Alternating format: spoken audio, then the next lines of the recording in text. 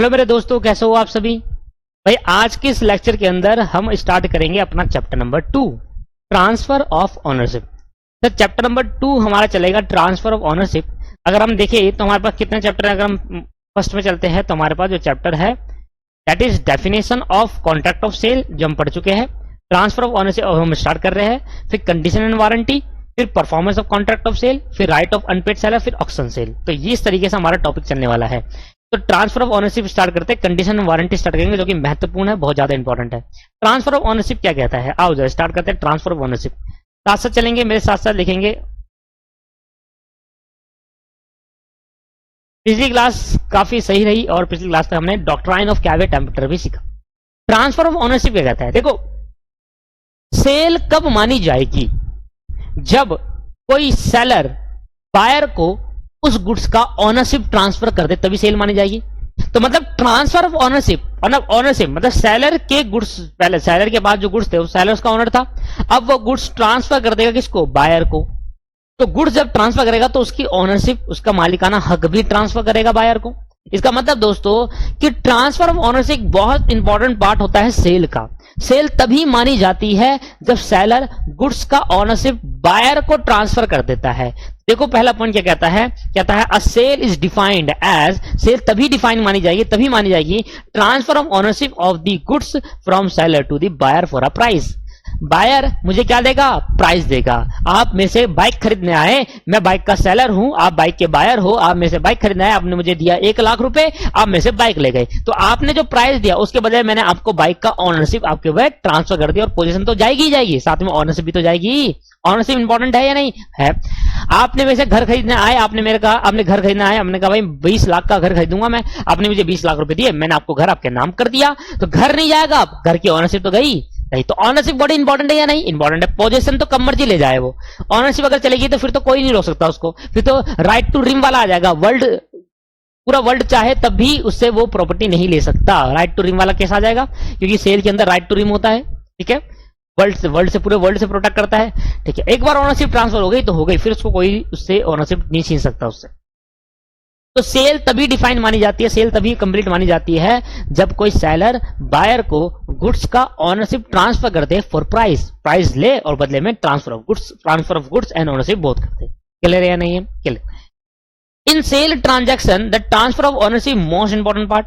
हमने कहा जो सेल की ट्रांजैक्शन है उसमें ओनरशिप का ट्रांसफर होना बहुत ज्यादा इंपॉर्टेंट पार्ट है। आपने कहा यस सर, ये तो सबसे ज्यादा इंपॉर्टेंट है, क्योंकि ट्रांसफर ऑफ ओनरशिप होगा तभी सेल मानी जाएगी। तो सेल का कंप्लीट होना डिपेंड करता है कि ओनरशिप ट्रांसफर हुई है नहीं। अगर ओनरशिप ट्रांसफर नहीं हुई, सिर्फ पोजीशन हुआ, तो उसको तो एग्रीमेंट टू सेल कहता है। इसका मतलब ओनरशिप अगर ट्रांसफर हो जाती है तो सेल मानी जाती है। तो पूरी सेल डिपेंड है कि सेलर ने बायर को ओनरशिप ट्रांसफर करी या नहीं करी। तो ownership, transfer of ownership is the most important part of the cell.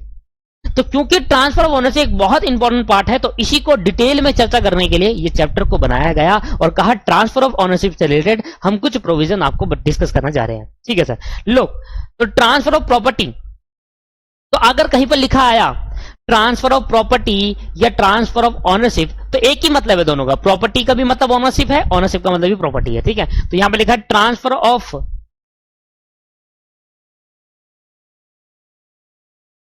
कहता है ट्रांसफर ऑफ प्रॉपर्टी लिख लो या ओनरशिप लिख लो, बात एक है। ठीक है, कुछ भी लिख देना यहां पर। Transfer of ownership means transfer of ownership from seller to buyer as to constitute the buyer is a real owner.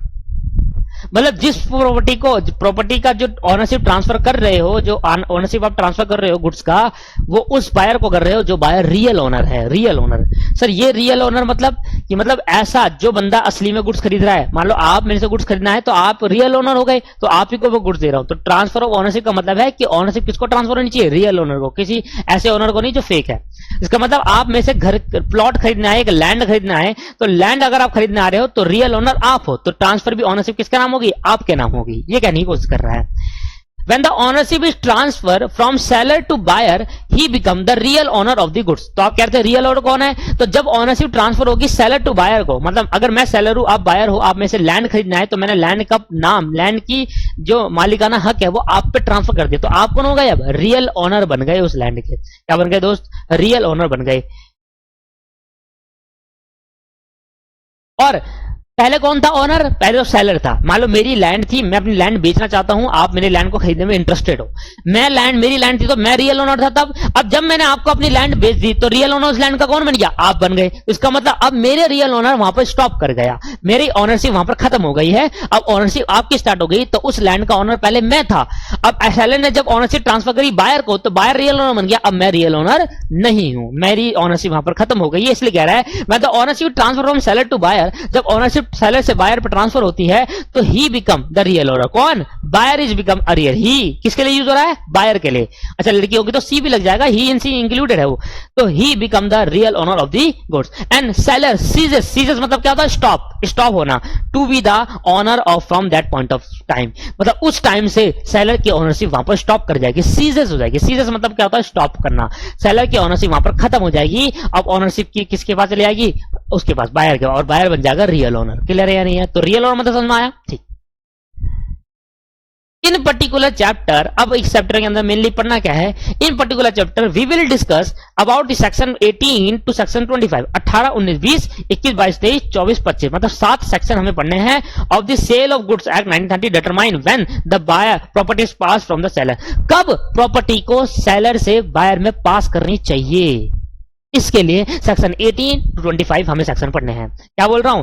ये सेक्शन 18 से 25 तक आपको क्या बताएगा? ये बताएगा, ये डिटरमाइन करेंगे, डिटरमाइन ये निकालेंगे when the property is passed from the seller to buyer, कब सेलर से प्रॉपर्टी पास होकर बायर पे जानी चाहिए, ये डिटरमाइन करेंगे हम सेक्शन 18 से सेक्शन 25 पर। क्लियर है या नहीं है? तो यह हमें क्लियर हो गया कि अब जो हम आगे पढ़ेंगे हम उसमें क्या करेंगे। अब जो हम जितना भी आगे पढ़ेंगे उसमें यही डिटरमाइन करेंगे कब प्रॉपर्टी सेलर से बायर के पास होनी चाहिए, कब प्रॉपर्टी पास होगी सेलर टू बायर। क्लियर है या नहीं है? और पासिंग ऑफ प्रॉपर्टी इसको बोला गया। क्या बोला गया? Passing of property. और जब प्रॉपर्टी लिखा गया है तो मैंने कहा जब प्रॉपर्टी लिखा गया है उसका मतलब क्या है? ऑनरशिप है। मैं फिर आपको बार बार ये बताने की कोशिश, प्रॉपर्टी मतलब बच्चा समझता है प्रॉपर्टी मतलब गुड्स, गुड्स नहीं दोस्तों, प्रॉपर्टी मतलब ऑनरशिप। कब आपको बायर सेलर को बायर को प्रॉपर्टी ट्रांसफर करनी पड़ेगी, मतलब ऑनरशिप ट्रांसफर करनी पड़ेगी। ऑनरशिप की बात कर रहा हूं। When the property is passed from seller to buyer means when the ownership is transfer from seller to buyer. कब मैं ऑनरशिप सेलर से बायर पे ट्रांसफर करूंगा, इसके लिए मुझे कब करनी है, कब। तो सेक्शन 18 टू 25 बताएगा इस दिन करो भाई, इस टाइम करो, इस पॉइंट ऑफ टाइम पे करो। क्लियर है या नहीं है? तो आगे वाले सेक्शन अब क्या कहेंगे कि प्रॉपर्टी मतलब ओनरशिप कब ट्रांसफर होनी चाहिए सेलर से बायर की तरफ। आया समझ में? नहीं आया? तो इसलिए चैप्टर बनाया गया ट्रांसफर ऑफ प्रॉपर्टी। क्या बताया गया भाई? ट्रांसफर ऑफ प्रॉपर्टी, कि कब सेलर से बायर की तरफ प्रॉपर्टी मींस ऑनरशिप ट्रांसफर होनी चाहिए। इसलिए चैप्टर का नाम भी पड़ गया ट्रांसफर ऑफ प्रॉपर्टी या फिर ट्रांसफर ऑफ ऑनरशिप, कुछ भी कह लो। प्रॉपर्टी का मतलब गुड्स नहीं, प्रॉपर्टी का मतलब क्या है? ऑनरशिप है। तो सेक्शन 18 से हमें स्टार्ट करना है और सेक्शन 25 पे चलना है। तो सेक्शन 18, 90, 20, 21, 22, 23, 24, 25 टोटल 7 सेक्शन है। आज 3 सेक्शन करीब कवर करते हैं, अगली क्लास में 4 सेक्शन को कवर करते हुए चलेंगे। तो नेक्स्ट 2 क्लास के मतलब अगली 1 क्लास और ये चैप्टर यहां पर फिनिश हो जाएगा। तो सेक्शन 18 हम पढ़ रहे हैं goods must be ascertain. Property कब पासिंग होनी चाहिए, प्रॉपर्टी कब पास होनी चाहिए? सेक्शन 18 क्या कहता है? Goods must be ascertain where there is a contract for a sale of a certain goods, no property in the goods is transferred to the buyer until the goods are ascertained। अगर आपने कोई contract करा, अगर आपने कोई contract किया मेरे साथ, मैं वैसे समझा रहा हूं, फिर एग्जांपल बताता हूं। अगर आपने कोई मेरे साथ कॉन्ट्रैक्ट किया और आप कह रहे हैं सर मुझे ये पर्टिकुलर 100 टीवी चाहिए, और 100 टीवी मैंने क्या करा, एग्जिस्टिंग मेरे पे पड़े हुए हैं 100 टीवी, मेरा एग्जिस्टिंग गुड्स है, 100 टीवी पड़े हुए हैं। आपने एक टीवी चेक करा या एक भी चेक नहीं करा, आपने डिस्क्रिप्शन के बेसिस पर ले रहे थे। मैंने कहा नहीं भाई डिस्क्रिप्शन बेसिस पर नहीं दूंगा, आप पहले क्या करो, सारे गुड्स को चेक करो। जब तक आप असर्टेन नहीं करोगे ना गुड्स को, एक एक गुड्स को चेक आइडेंटिफाई नहीं कर पाओगे, तब तक मैं आपको प्रॉपर्टी पास नहीं करूंगा। तो प्रॉपर्टी कब पास होगी? जब बायर एक एक गुड्स को असर्टेन कर ले, तब प्रॉपर्टी पास होगी सेलर टू बायर। अब मैंने क्या बताया था? मैंने कहा बताओ कब हम ये डिटरमाइन कर रहे हैं कि कब सेलर से बायर की तरफ प्रॉपर्टी पास होनी चाहिए। तो पहला पॉइंट क्या निकला सेक्शन 18, जब तक बायर उन गुड्स को आइडेंटिफाई ना कर ले, तब तक सेलर से पास नहीं होगी प्रॉपर्टी बायर को। पहला पॉइंट समझ लो, कॉन्सेप्ट समझ लो, आप कॉन्सेप्ट पे डिस्कस करो। Determining when the ownership is passed from seller to buyer, कब ऑनरशिप सेलर से बायर के थ्रू पास होगी, कब होगी, जब बायर गुड्स को असर्टेन कर ले। अगर वो अनअसर्टेन गुड्स का कॉन्ट्रैक्ट करके गया है तो सेलर तब तक प्रॉपर्टी को पास नहीं करेगा, तब तक ऑनरशिप पास नहीं करेगा जब तक गुड्स असर्टेन ना हो जाए, जब तक बायर उन गुड्स को क्या ना कर ले, उन गुड्स को आइडेंटिफाई ना कर ले। मतलब 100 टीवी खरीदा है, 100 के 100 आइडेंटिफाई कर, तभी प्रॉपर्टी पास करूंगा, तभी ऑनरशिप पास करूंगा। क्लियर है या नहीं है? क्लियर है। तो क्या कह रहा है, when there is a contract for a sale of uncertain good, अगर आपने सेलर और बायर के बीच में कोई कॉन्ट्रैक्ट बना अनसर्टेन गुड्स को बेचने का, अनसर्टेन जो आइडेंटिफाई नहीं करेगा, मतलब डिस्क्रिप्शन के बेसिस पर ले रहा है buyer, no property is the goods is transfer to the buyer, तो ऑनरशिप ट्रांसफर मत करना, property means ownership, ownership transfer मत करना सेलर टू बायर की तरफ। कब नहीं होगी? अनलेस, जब तक until, unless until and the goods is ascertain, जब तक वो गुड्स असर्टेन ना हो जाए तब तक आप उस प्रॉपर्टी को, मतलब उसकी गुड्स की ऑनरशिप बायर को मत करना। और जिस टाइम वो असर्टेन कर ले 100 के 100 टीवी को, उस टाइम आप ये प्रॉपर्टी को पास कर देना मेरे दोस्तों। क्या ले रहे हैं? नहीं है? क्लियर। पर आजकल के टाइम पे दोस्तों ऐसा हो नहीं रहा, आजकल के टाइम पे ऐसा हो नहीं रहा बिल्कुल भी। क्या हो रहा है, बल्क में जब हम गुड्स खरीदते हैं तो विश्वास के तौर पर हो रहा है, विश्वास यहां पर ना ट्रस्ट के तौर पर हो रहा है। देखो जब आप कभी कभी किसी दुकानदार से जाओगे तो उससे कुछ सामान खरीदो, कहोगे भाई मुझे इतना सामान चाहिए, इतना चीज चाहिए, तो आप उस पर भरोसा रख रहे हो, कह रहे हो यार सही देगा, गलत थोड़ा देगा। पर अभी हमारी ड्यूटी है, बायर की ड्यूटी है और सेलर की ड्यूटी है कि भाई प्रॉपर्टी ऑनरशिप तक ट्रांसफर मत करो जब तक गुड्स आइडेंटिफाई ना कर ले। आप भाई मान लो 1000 टीवी खरीद रहे हैं तो एक एक टीवी देखना तो इंपॉसिबल है। देखो भाई आपकी ड्यूटी है, नहीं देखो कैविटी टेम्परेचर का रूल ही खराब हो गया। ठीक है, आप अगर आप भरोसे के डिफेक्ट में कर रहे हो तो ठीक है, आपको सही है भाई, अगर डिफॉल्ट हो गया फिर मत कहना। आया समझ में? तो सेलर को ये बताया गया कि सेलर भाई तब तक प्रॉपर्टी ट्रांसफर मत करना, तब तक ऑनरशिप ट्रांसफर मत करना जब तक बायर उस गुड्स को असर्टेन आइडेंटिफाई ना कर ले। जिस दिन आइडेंटिफाई कर ले उस दिन ऑनरशिप ट्रांसफर कर देना। इसका मतलब देखो ध्यान सुनना, मान लो ऐसा हो सकता है कि आप मेरे पास आए, मेरे से कहा भाई 100 टीवी खरीदना, मैंने कहा ठीक है ये रखे ले जाओ। आपने कहा चलो ठीक है सर मैं ये ले जा रहा हूं, आराम से मैं अपने शोरूम में जाकर, टीवी के शोरूम में जाकर उसको चेक करूंगा एक एक टीवी। मैंने कहा ठीक है, मैंने कहा सर ये टीवी ले जाओ, आप आराम चेक करना, अगर कोई डिफेक्टिव वापसी दे देना। ऐसे भी होता है। अब वो गया चेक कर रहे हैं, 100 में से 2 डिफेक्टिव निकले, उसने वापसी कर दिया। 98 तो चेक कर लिया ना, 98 चेक कर लिए, 98 के ऑनरशिप ट्रांसफर कर दी, 2 टीवी आ गए वापसी, 2 दोबारा दे दिया उसको वापसी। ऐसा हो सकता है दोस्तों, और ये भी होता है अगर कोई गुड्स डिफेक्टिव है तो उसको वापसी कर देते हैं और बाकी की ऑनरशिप ट्रांसफर कर देते हैं, तो ये पॉसिबल है। तो जरूरी नहीं है कि उसी सेलर के गोडाउन में जाकर चेक करे, ये हो सकता है कि भाई तू ले जा अपने शोरूम में बैठकर आराम से चेक कर ले, डिफेक्टिव निकल गया वापसी दे दियो, जो डिफेक्टिव नहीं होगा उसकी ऑनरशिप में ट्रांसफर कर दूंगा, तो ये भी हो गया। तो गुड्स मस्ट बी असर्टेन। भाई ये कहने की कोशिश कर रहा हूं, सेक्शन 18 कहता है कि जब भी सेलर प्रॉपर्टी पास करेगा तो ये बिल्कुल असर्टेन कर ले कि गुड्स आइडेंटिफाई कर चुका है सेलर, भाई ये सब कुछ चेक कर लिया है तभी वो गुड्स ले रहा है। ठीक है दोस्तों, क्लियर है? क्लियर। जैसे कि ये केस आपके पास सामने दिख रहा है, एग्जांपल है छोटा सा, कहता है पीटर जो है मिस्टर जॉन के पास गया और मिस्टर जॉन से बोला कि जॉन की एक इलेक्ट्रॉनिक शॉप है, तो मिस्टर जॉन के पास गया और कहा कि भाई मुझे want to purchase a TV, 20,000 रुपए का टीवी था। अब क्या हुआ दोस्तों, अब दोस्तों ये समझ में आया, तो इसने कहा भाई डिलीवरी कर दो टीवी की। अभी इसने ये नहीं बताया कि टीवी कौन सा टीवी ले रहे हो भाई, आप टीवी आइडेंटिफाई तो करो, तो बता तो दो कौन सा टीवी चाहिए, सोनी का चाहिए, कौन सा चाहिए, तो बताया नहीं। और बताने के बाद अब चेक भी नहीं करा, आपने कहा भाई टीवी मेरे को, या तो टीवी का नाम बताया और ना टीवी का नाम बताकर आपने ना ही टीवी का नाम बताया और ना ही टीवी चेक करने आए। ठीक है भाई, अब डिलीवरी का इसने बोला कि भाई डिलीवरी कर देना नेक्स्ट डे, 20,000 रुपए इसने पे कर दिया। इलेक्ट्रो शॉप वाले ने डिलीवरी करने से फेल कर दिया। क्यों फेल कर दिया? क्योंकि कहा कि भाई देखो, इन्होंने फेल कर दिया, कहा कि भाई टीवी का ना तो नाम बताया इसने, और इन्होंने सोचा भाई टीवी का नाम नहीं बताया कौन सा टीवी डिलीवर करे, इसने बोला टीवी दे दो 20,000 वाला। अब 20,000 वाला तो बहुत टीवी है, कैसे दे?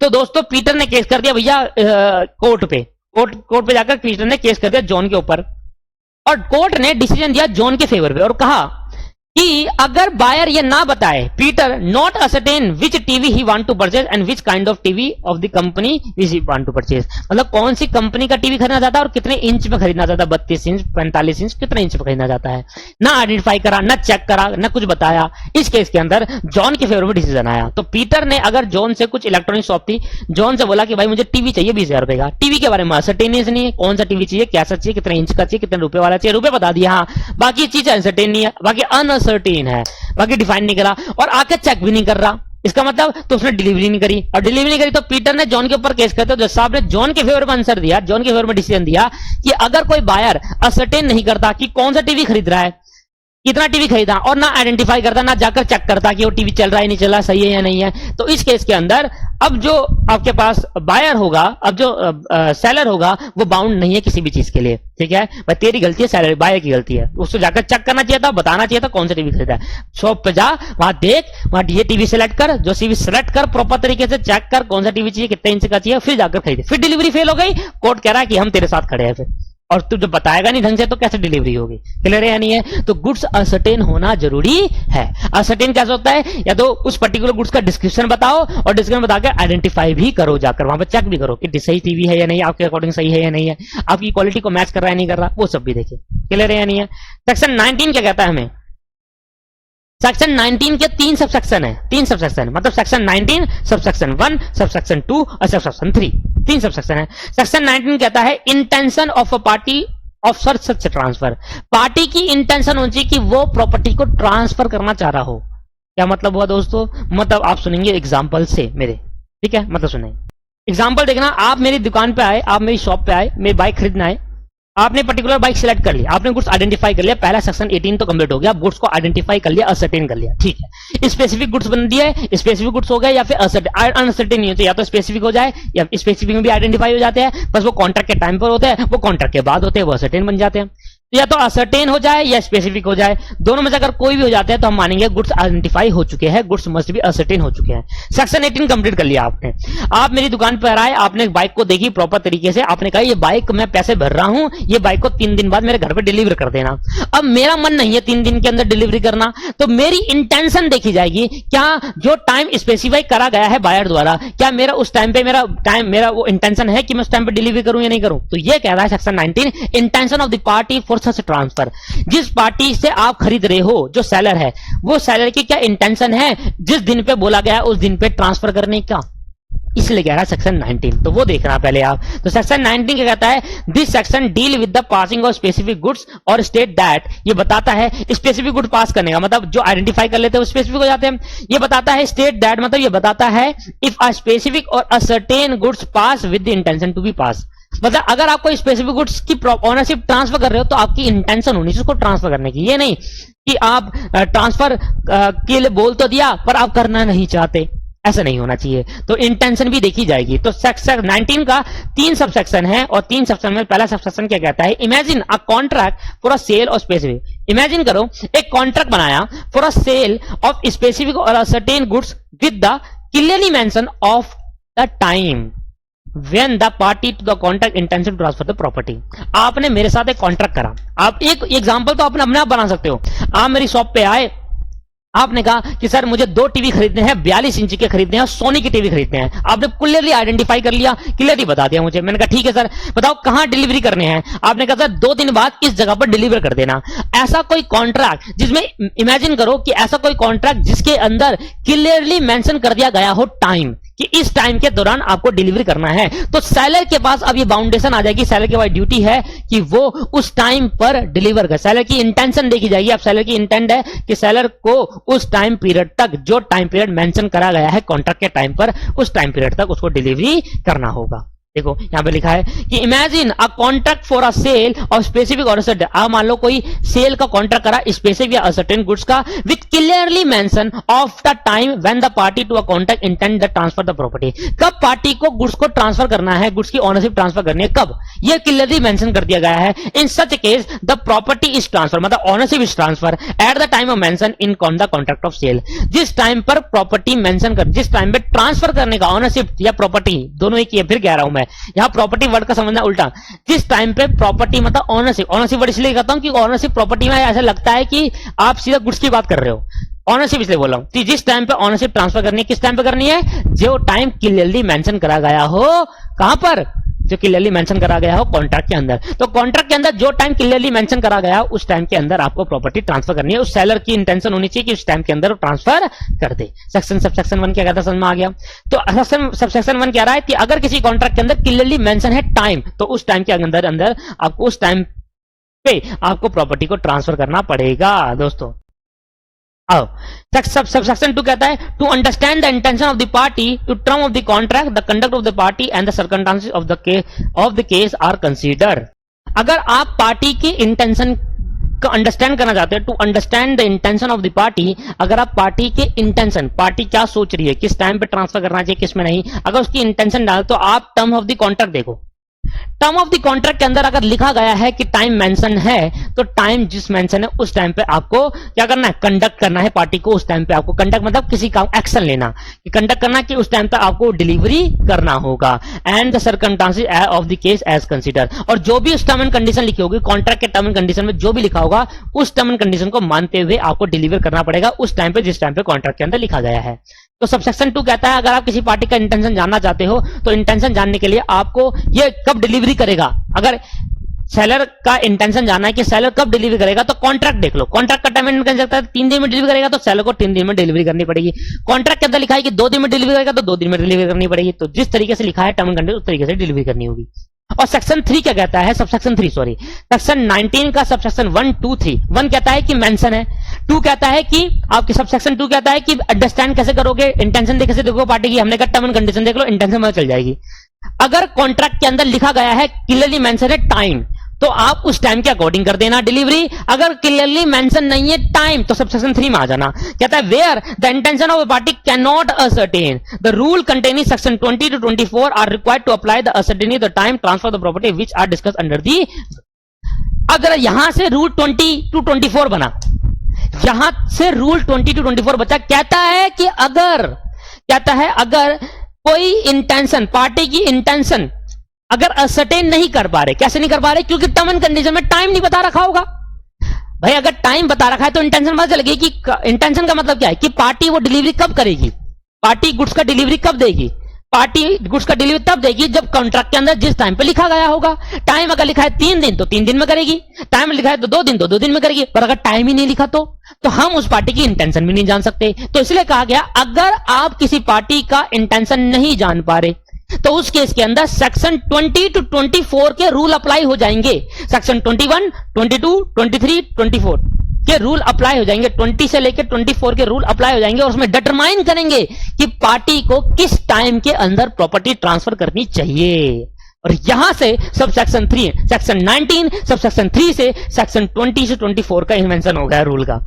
अब मुझे बताओ, सबसे पहले हम सेक्शन 20 24 जान रहे हैं कि कब प्रॉपर्टी ट्रांसफर करनी चाहिए। सेक्शन 18 में आपने बताया पहले तो गुड्स असर्टेन होने चाहिए तब करना, गुड्स असर्टेन कर लिए तभी प्रॉपर्टी ट्रांसफर होगी। सेक्शन 19 कहता है जिस टाइम पे दे रखा होगा उसी टाइम पे आप प्रॉपर्टी ट्रांसफर करना, और अगर टाइम नहीं बता रखा तो सेक्शन 20 to 24 में पहले टाइम असर्टेन करना, सेक्शन 20 24 पे जाना और वहां देखना टाइम कैसे डिटरमाइन होगा, और जो टाइम वहां डिटरमाइन होगा उसी टाइम पे आप डिलीवरी कर देना गुड्स की, इंटेंशन टाइम निकल जाएगी। अब आपको क्लियर हुआ नहीं हुआ? When the intention of the party cannot be ascertain, अगर हमारी पार्टी की इंटेंशन, ये पार्टी वो टाइम किस टाइम पे डिलीवर करेगी गुड्स का, किस टाइम गुड्स को देगी बायर को, अगर ये असर्टेन नहीं कर पा रहे, और कब नहीं करेंगे, जब कॉन्ट्रैक्ट के अंदर टाइम ही नहीं बता रखा होगा, मेंशन ही क्लियर नहीं कर रखा होगा टाइम, तब नहीं करेंगे। तो rule containing in section 20 to section 24 are required to apply, तो उसको रूल को 20 to 24 सेक्शन के रूल अप्लाई कर दिए जाएंगे फॉर असर्टेनिंग, ये निकालने के लिए the time of the transfer of the property, कब ओनरशिप ट्रांसफर होगी, किस टाइम पर होगी, उस टाइम को निकालने के लिए आपको सेक्शन 20 to 24 रूल पढ़ाया जाएगा, कौन से टाइम पर प्रॉपर्टी को ट्रांसफर कर देना चाहिए। सेक्शन 20 आप कहता है specific goods in delivery state, ठीक है, सेक्शन 20 ये कहता है specific goods in a delivery state, आगे सब समझाएंगे, आप टेंशन मत लो। सारे सेक्शन 21 कहता है specific good to be put in a delivery state, ठीक है, specific goods in a delivery state when the seller has to do something thereto in order to ascertain the price, okay ठीक है। Section 22 देख लेते कितना बड़ा chapter है, देखो मैंने यहां पर फिर लिख दिया, बच्चे कंफ्यूज होते, फिर लिख दिया मैंने, प्रॉपर्टी मींस ओनरशिप, इस चैप्टर का मतलब है प्रॉपर्टी का मतलब। सेक्शन 23 अनअसर्टेन गुड्स, तब क्या केस होगा, और सेक्शन 24 आपसे कहता है goods on approval on sale और रिटर्न बेसिस, ओके सर ये भी सीख लेंगे। और सेक्शन 25 लास्ट सेक्शन का 26 है, सॉरी 25 कहां गया, लिखा नहीं है, कोई बात नहीं, देखेंगे 25 को। और 26 लास्ट सेक्शन क्या है आपके, और 26 अलग है, रिस्क प्राइमा फेस वो अलग चीज है, ठीक है। तो आओ सर सेक्शन 20 से स्टार्ट करने जाएंगे, और सेक्शन 20 से हम स्टार्ट करेंगे। तो मैं ये सोच रहा हूं कि सेक्शन 20 से स्टार्टिंग में नेक्स्ट क्लास से कराऊंगा, और चलो आज की क्लास में डिस्कस करते हैं, नेक्स्ट क्लास में क्या ही डिस्कस करेंगे, और आज की क्लास में अभी टाइम है तो डिस्कस कर लेते हैं, अभी तो क्लास ही कितनी हुई है। सेक्शन 20 कहता है specific goods in a delivery state. Specific goods in a delivery state क्या मतलब हुआ, ध्यान देना। एग्जांपल समझ लिया तो समझ लिया। तो सेक्शन 20 स्टार्ट करने से पहले आप मेरे से एक चार्ट बनाएंगे, इससे आपको एक ओवरव्यू मिलेगा, ध्यान देना। लो भाई, तो सेक्शन 20 तो मैं आपको बताता हूं, देखो सेक्शन 20 टू 26 तक अगर हम बात करें, सेक्शन 20 टू 26, ये चार्ट कब बनाना है आपको, ये इसके ऊपर, मतलब यहां सेक्शन 3 लिखने के बाद ये चार्ट बनाना है आपको, ठीक है। सेक्शन 22 आपके पास 25 की बात कर लेते, सेक्शन 20 टू 25, चलो 26 भी लिख लेते हैं। सेक्शन 20-26 में बात कर रहे हैं। तो भैया पता है क्या है, सेक्शन 20 टू 26 चार एरो बनाएंगे, पहले पूरा लिख लेना। फिर सबसे पहले पहला पॉइंट लिखेंगे स्पेसिफिक गुड्स के बारे में बात करेगा। अगर गुड्स स्पेसिफिक हुए तो टाइम कैसे निकालेंगे, तो वो हमें बताएगा सेक्शन 20, सेक्शन 20, 21 और 22। अगर गुड्स स्पेसिफिक हुए तो किस टाइम पीरियड पे प्रॉपर्टी पास करनी चाहिए, तो स्पेसिफिक गुड के टाइम पीरियड में प्रॉपर्टी पास करने के लिए आपको 3 सेक्शन पढ़ेंगे, सेक्शन 20, 21, 22। ठीक, क्या बोल रहा हूं मैं, आपको क्या सीख रहे हैं कि गुड्स की प्रॉपर्टी कब पास होनी, किस टाइम पे गुड्स की ओनरशिप ट्रांसफर हो जानी चाहिए buyer to seller to buyer पे। तो अगर वो गुड्स स्पेसिफिक गुड्स है तो 20, 21, 22 सेक्शन अप्लाई होगा, तब पता चलेगा कि किस टाइम पे हमें कर रहे हैं। अगर वो गुड्स अनअसर्टेन गुड्स है, अनअसर्टेन गुड्स है, तो हमें पता चलेगा सेक्शन 23 के अंदर। अगर वो गुड्स ऑन अप्रूवल बेसिस है, गुड्स ऑन अप्रूवल और सेल और रिटर्न बेसिस है,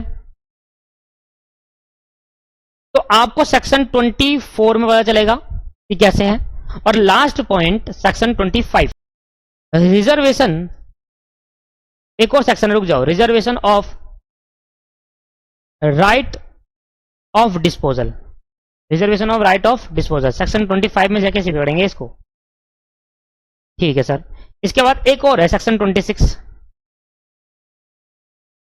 और सेक्शन 26 किसका है, ध्यान से अपने अकॉर्डिंग बना लेना दोस्तों। ये इफेक्ट ऑफ डिस्ट्रक्शन क्या है दोस्तों, effect of destruction, effect of destruction of goods, effect of destruction of goods, ये आपके पास सेक्शन 26।